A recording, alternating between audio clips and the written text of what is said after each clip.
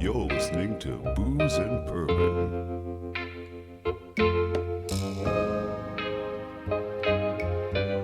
Welcome to Booze and Bourbon, a podcast where we talk about all things paranormal and bourbon too. Now, here are your two ghostess hostesses with the mostest, Kim and Jen. Welcome back to Booze and Bourbon. It has been a while. It's been a minute, for sure. Oh boy, yeah. And we're back for a hot minute. This is awesome. Jen, what has been going on in your world? Give everyone some updates. I basically have been working 10-hour days at my gym, which is a huge plus given the COVID situation and being shut down for a while, but I am definitely putting in some hours. My home renos, update on that. Still not done yet, but very, very, very close. Amazing. But what about the ghosts in your house? Any updates on that? Activity in the house was a little quiet for a while, and then the other morning, I woke up to my bedroom door opening again. Like literally woke up to the sound of my door opening. That is freaking insane, Jen. What the hell? Not as scary as the last time when there was something else coming through my door. But needless to say, whatever it is, clearly didn't have a negative vibe to it because I acknowledged that my door was open, kind of laughed it off, I guess, and laid back down. So yeah, that is my update for you. Thank you so much for sharing that. So today's episode is a little bit of a recap of a topic that we find especially fascinating. Our friend and director, Dillon Garland, has quite a story to tell. And somehow Jen and I got woven into the story. And I don't know who we can thank or blame or anything, but maybe it's somebody on the other side named Edna. So we're going to get into that. And we really hope you guys enjoy this show. We are using this audio from a previous recording, so we will not be interjecting while Dillon is telling the story. Hi there, my name is Dillon Garland, and I am a filmmaker here in Halifax, Nova Scotia. And I am also a ghost hunter, or at least I consider myself a ghost hunter. I was a part of a show called Haunted, which is an ongoing paranormal investigation show that airs on Eastlink Community Television here in Canada. And for the first 5 seasons, I was the director of photography as well as an on-air host. I sort of got sucked into the world of ghost hunting pretty quickly. But for season 6, I had the opportunity to step up into the position of director and be the lead on those stories of season 6. And it was incredibly exciting, terrifying, every word you can think of related to the paranormal. But one aspect of it was that it got very, very personal with me. And today I want to talk about that aspect of it. On Booze and Bourbon, we did a live stream recently. I was very lucky enough to be a guest on their live stream. And we talked about this in pretty deep detail. And unfortunately, I don't know, maybe it was paranormal, the footage vanished from Instagram, and here we are. Stories lost to time. But today I want to talk about it, and I want to sort of go into detail about the pros and cons, the fun and the danger, and kind of every aspect of ghost hunting when it starts to hit home, when it starts to get personal, when it starts to connect with you on a deep, deep level that you didn't expect. And to do that, I'm going to go back a little bit further until we get to season 6 of the show. So season 1 of Haunted, I came on as director of photography, and basically that is, I took care of all the visuals. So I caught all the video, and I took care of the video aspect and the technical aspect of capturing our footage for the show. Almost immediately, I was caught off guard when the paranormal grabbed me by the throat and hauled me into its world. And I pretty much immediately became interested in kind of being an investigator as well, outside of my roles as a cinematographer. One of the biggest hits of that really showed me that, okay, maybe this is something very bizarre, was on one of our earliest locations, our second location actually, we had a voice yell out to one of our hosts, Holly Stevens, and it rattled me to the core, because no matter what we did and no matter how far we went down that rabbit hole to try and figure out and basically debunk it and disprove it, we couldn't. Holly, yeah. Do you have those 4 extra? Oh, God! What? No matter what we did, we could not do it. And the more we looked at it, the more we realized that it actually wasn't some random scream. It actually sounded like something was yelling Holly's name. Holly, yeah. Do you have those 4 extra? Oh, God! What? And that really, I would put it, turned my world upside down. My beliefs were shattered. And I started to really get interested in, wow, there might be something on the other side. What could it be? Which leads us to one of our early locations in episode 1, I believe it was our 4th or 5th location, the Cooper's Inn in Shelburne, Nova Scotia. I had a dream about this place prior to us going there. And I didn't know the dream was about this place until we got there. Basically, the dream was that we were filming in this room that was very unique. It basically had all these kind of weird architectural corners and then one window that sort of looked out over the street. And during the dream, I was filming the show, and all of a sudden I got lifted. Something was lifting me up. Whether it was an aggressive thing or friendly, although I doubt friendly things lift you up without your consent or knowledge. Whatever it was, it just wanted me off the ground. Then in the dream, it turned into me seeing myself. So I was having an out-of-body experience watching myself as we're filming Haunted lift off the ground. And it was terrifying. It scared me and I hated it. I hated that aspect of all of this. We go to Cooper's Inn, and while I'm setting up our cameras, I go to the top floor of the Cooper's Inn. And then it hits me that it is the exact room that I saw in my dream from a place I have never been to in my life. The really cool aspect of it, though, is that Cooper's Inn was where my mother, when she was very young, used to live with my grandfather, my grandmother, her brother, and her sister. That night, we had an experience that really shook me. And I think at the time, I didn't know how to handle it. And I think maybe I didn't take it as far as I wanted to, in hindsight. But that gets fixed later. I promise you, stay tuned. When we went upstairs to film a segment where our hosts were gonna come upstairs for the first time, we were gonna do sort of a group session at the very top of the Cooper's Inn, I started rolling and I was talking to our sound recordist at the time, who then became the DOP when I moved sort of solely into hosting, Chelsea Camo. I smelt something and I said, wow, it smells like an old wood shop, like a woodworking area. And I turned to her and I said, you know what it actually reminds me of is my grandfather's old barn. My grandfather had a barn, or sort of a workshop that I used to be in all the time as a kid.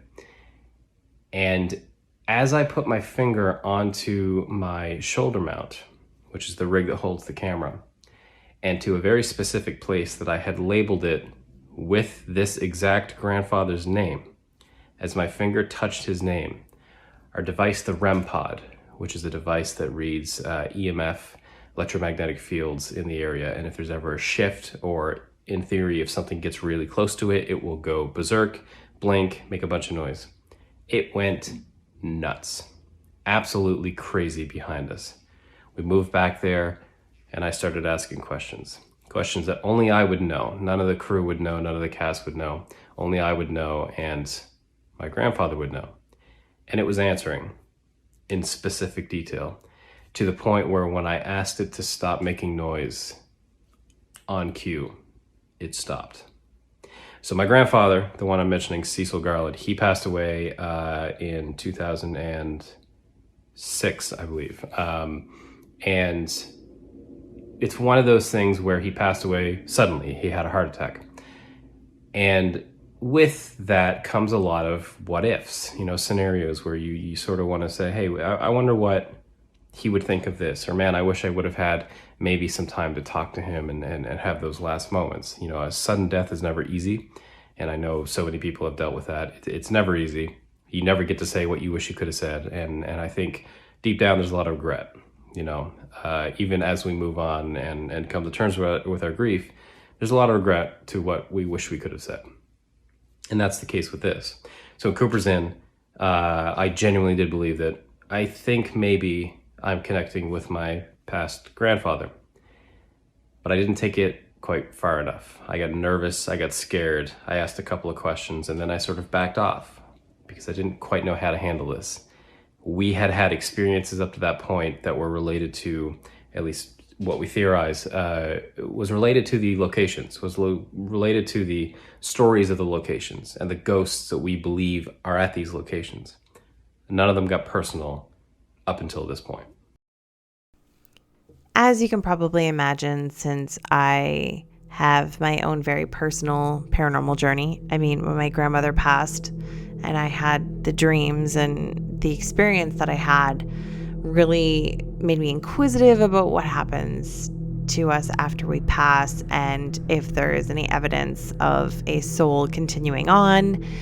And I've always been intrigued in ghosts. So, you know, this is my paranormal journey. You can imagine I'm so excited that somebody else that I've been working with doing this crazy ghost hunting stuff starts to have a very personal paranormal story. And it has to do with a loved one too, which is just so crazy. Here's part 2. So, smash cut to 2021, January, in a place called Lunenburg. Beautiful, beautiful Lunenburg. At the Boscawen Inn in Lunenburg, one of the most picturesque buildings you will ever see in your life. And that's when things got crazy, unbelievable. I wish I was making it up so that I could come more to terms with it. Personal. So we get to the Boscawen Inn, a place that we were not actually supposed to go to until we sort of locked it in very close to when we went. We had a other location lined up for the finale of season 6, but I didn't think it quite hit that finale ending mark for me.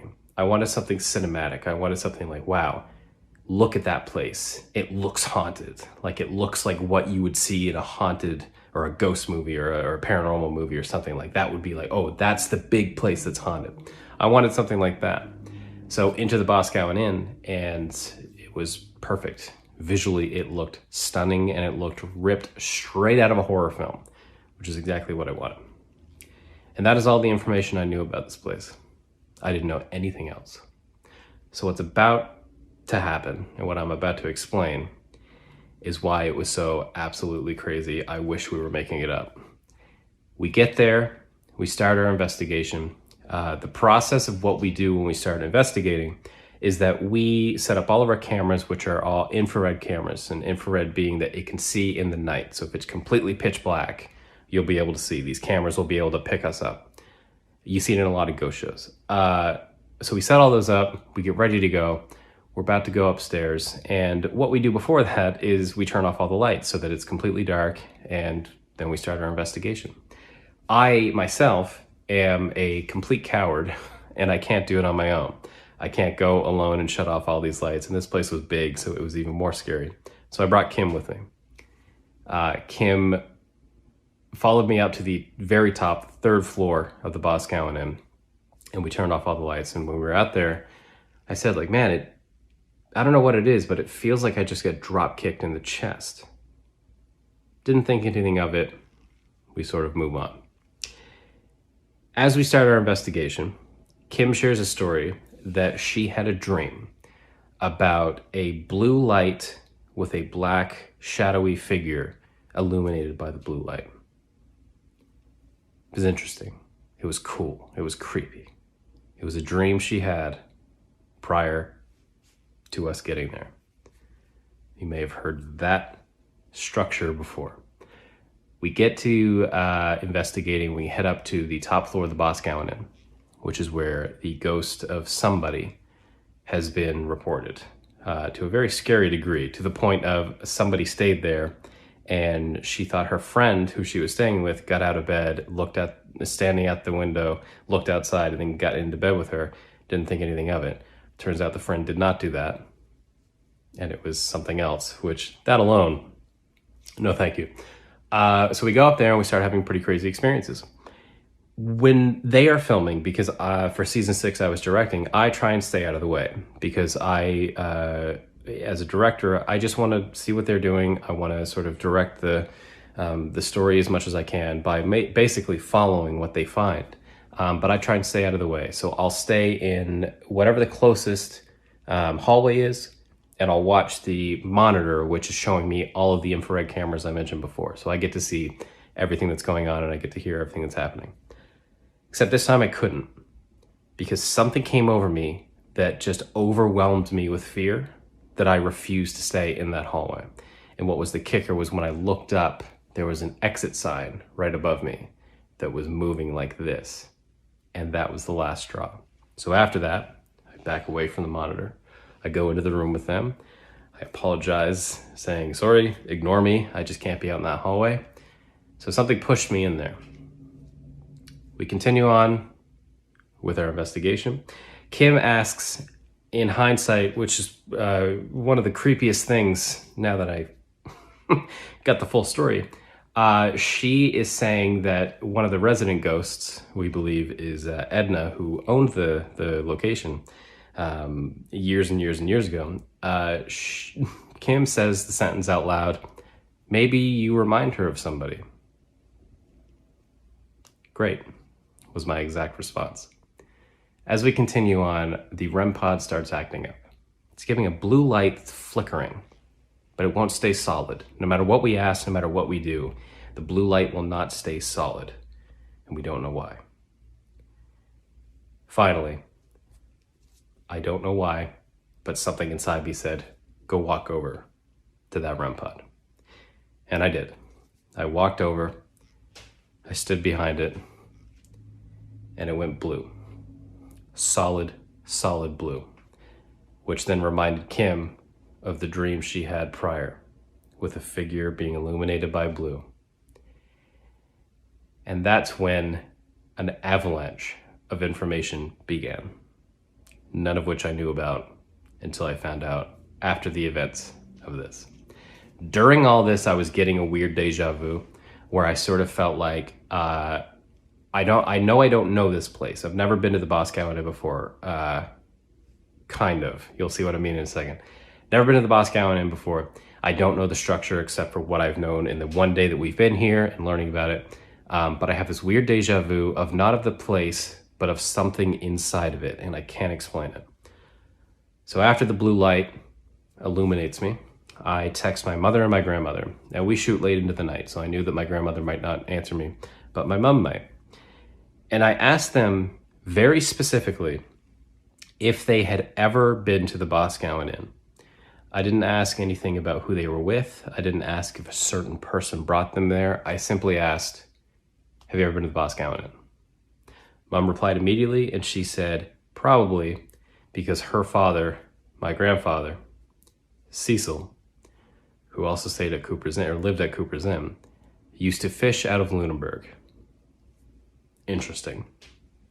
The next morning, I get a text from my grandmother responding to my original text. And she says that she doesn't recognize the name Boscawen Inn, but my grandfather, Cecil, brought her there one time in Lunenburg into a inn that overlooked the golf course of Lunenburg. In my room, it's a big window. I open it up and I look out. Sure enough, we overlook the golf course. And before I can tell her that, she responds to me and says that she has since Googled the Boscawen Inn, and that is exactly where they stayed. And then it gets even better. I send her 2 photos of my room, the room that I am staying in. And I said, does this look familiar? And she said, yes, 2nd floor. I said, yep. That must be where we also stayed. And then it gets better. And then it gets better, and then it gets better, and then it keeps getting better. I was not supposed to be in that room. At the very last minute, for some reason, the owners of the inn switched me with Chelsea's room, which was across the hall. I was originally supposed to be in the room across the hall, but for whatever reason, at the very last minute, with no reasoning, I didn't ask for a different room or anything, they switched us. So because of that, all this leads up to this. We were not supposed to go to the Boscawen Inn, but very last minute, we got there.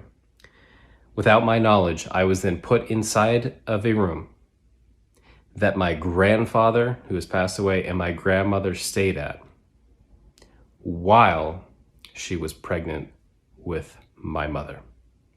Same exact room. I knew none of this. And the deja vu from the night before, the blue light, the REM pod from the Cooper's Inn, that being the connector to me and my grandfather, now all of a sudden the Boscawen Inn, the REM pod is acting up again.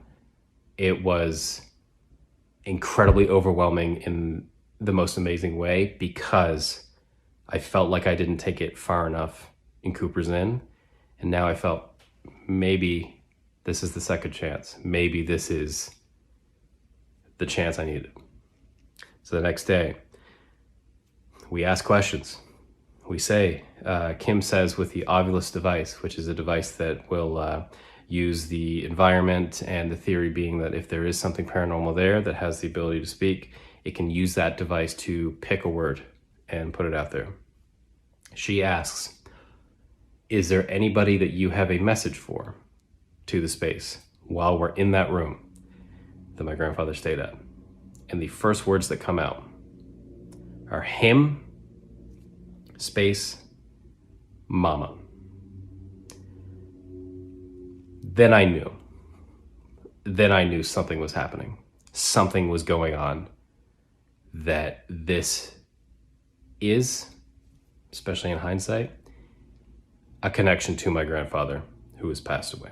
After that, we got words that said oxygen stop and then heart. He died of a heart attack suddenly. So then I got more involved. I asked to have the Ovulus, and I started asking questions about everything, and we were getting more and more responses. At the time, we were getting responses that I didn't quite pay attention to because I was asking specific questions, whether out loud or in my mind, and I was expecting a specific answer. So when I don't get that, there's a chance I might look past a word because I asked about the funeral, and then I got this word milk. I don't know, that doesn't mean anything. We got milk several times. And the final thing that Cecil asked for prior to passing away was for a glass of warm milk. And this is something that I learned after the fact to extend upon that. Apparently his mother, whenever she was stressed, would drink a glass of warm milk, and he sort of adopted that. And it's the last thing he ever asked for. We got milk several times. We also got a bunch of other words that made direct sense to my grandfather. The final thing we did during that investigation that involved me was I wanted a last shot. I wanted directly, all right, this is it. Let's have this, if there's a conversation to be had, let's have this conversation. I'm going to ask questions. I'm going to ask poignant questions, and this will be the final time. I was in the room with myself, Holly Stevens, one of our hosts, Noah Brown, who is now the director of photography on the show, but was also one of our hosts and sound and camera, just tech people who really made everything run, as well as Tabor Crosby, who was our sound recordist for season 6. I wanted to throw it all out there. And as we did, a candle we set up was flickering like crazy. And we couldn't get it to stop until I asked it to stop. And then it immediately stopped.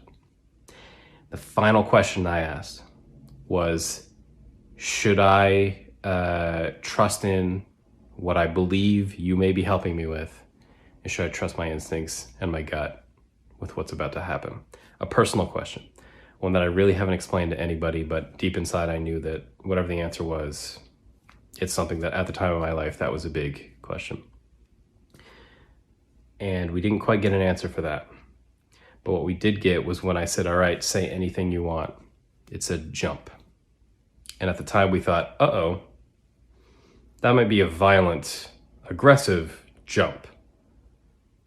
But in hindsight, given what has happened over the past few months since that moment and how my life has shifted because some of the risks that I felt more comfortable taking, for me, it feels like, yeah, that wasn't aggressive. It wasn't trying to harm me. It was trying to kick me in the butt and say, do it. You're thinking about it. You're contemplating it. You won't take that next step of a journey you want to go on. Jump. And it was an incredible experience. It's one that I can't explain how insane it is with so many moments of the Boscawen Inn connecting with me. There is a certain amount with ghost hunting that is coincidence. You may hear something at a correct time, or you may see something at a time where you ask for something. And some of that could be your mind playing tricks on you.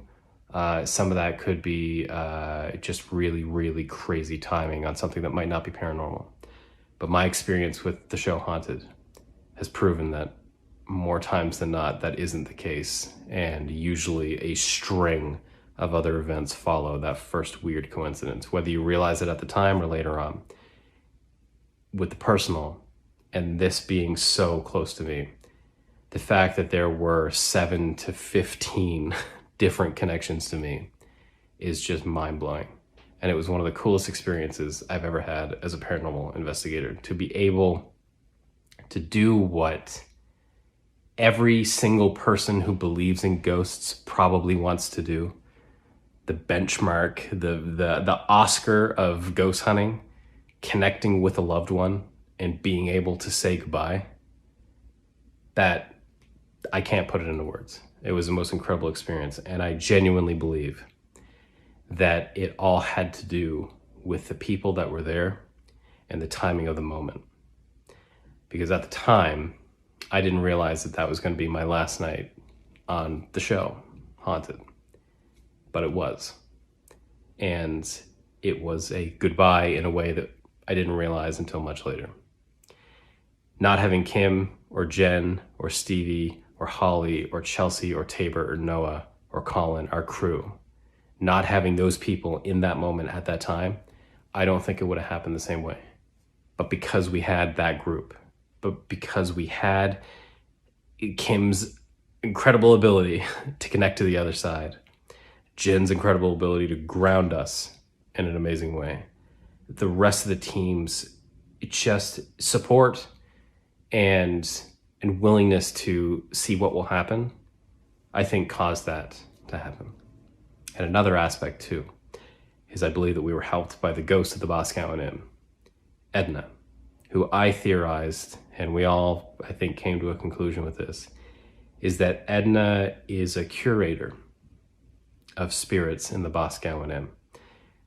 The owner, Judy, has apparently felt a more motherly presence in one of the rooms. My feeling, and I think the haunted team's feeling, is that Edna curates to whoever is there in a way where maybe they need a little help, or maybe they need to connect with somebody on the other side. She is the connection between the paranormal world and the world of those who have passed away and our world. And I don't know if she'll like me saying this, but I'm going to say it anyways. I think our real world equivalent of that is Kim, who has such a deep connection to that other side. Without everybody in that room, I just don't think it would have happened the same way. And I'm so grateful that it did. So that was my experience with ghost hunting going personal.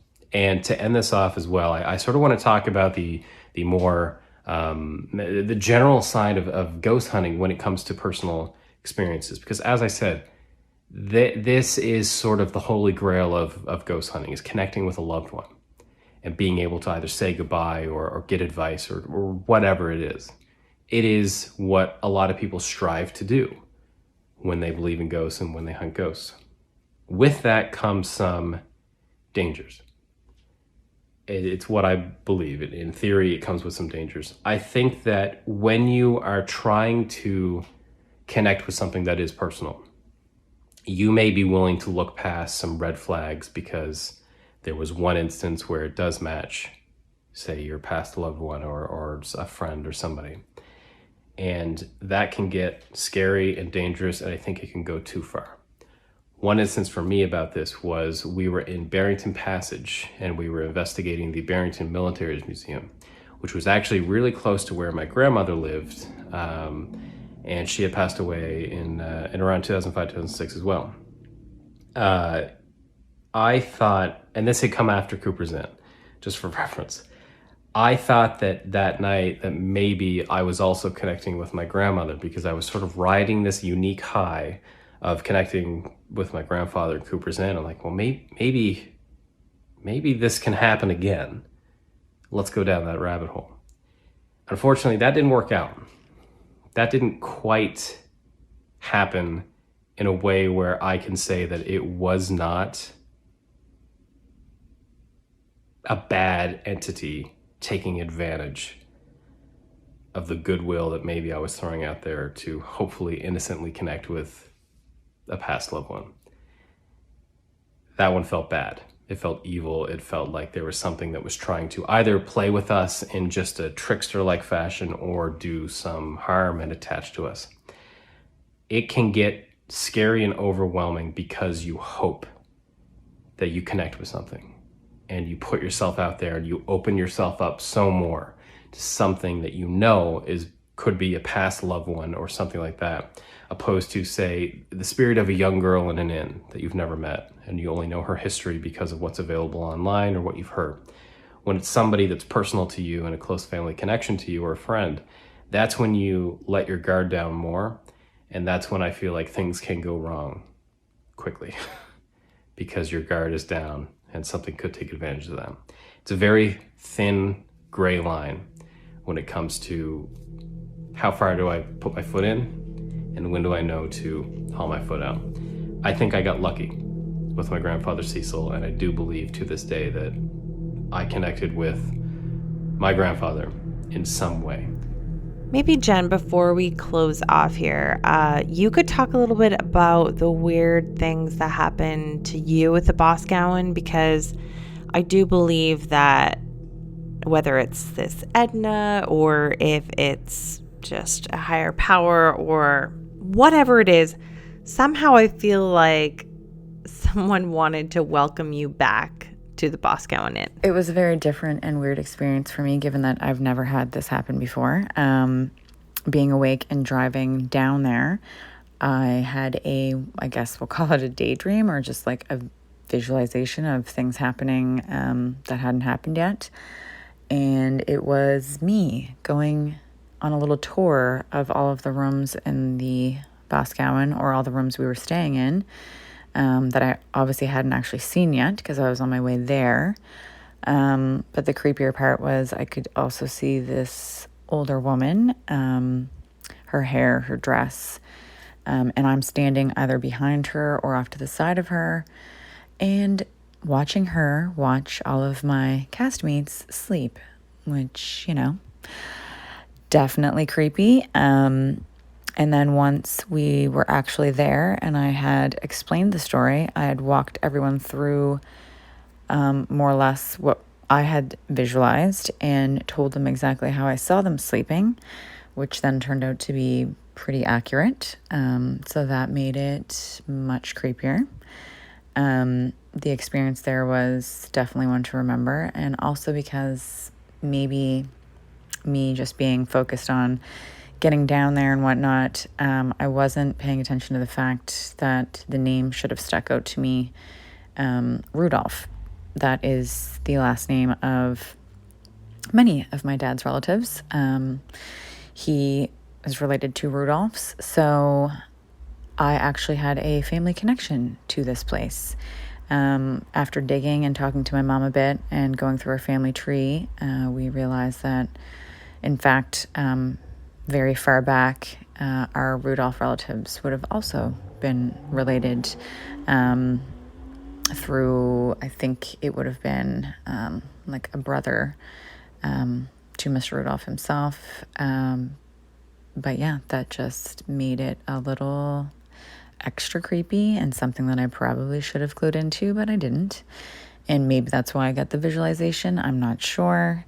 Which then tied into, obviously, Dillon had a huge, a huge family relationship going on with this place as well. But definitely tied some things together and maybe heightened the experience a little bit, feeling a little bit more connected to the place. But it was definitely something I won't forget. Very different, very weird, but an experience to remember for sure.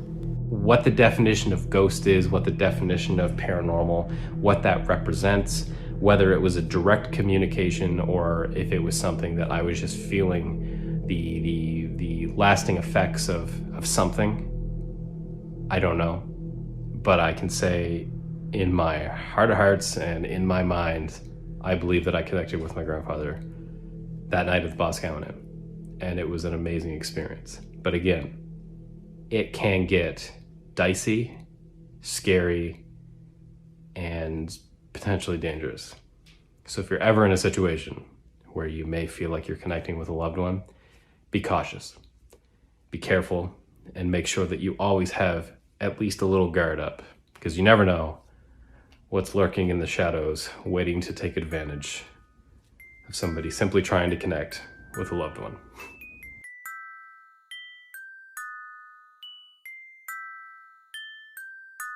I just want to take a quick moment to say thank you to Kim and Jen here at Booze and Bourbon.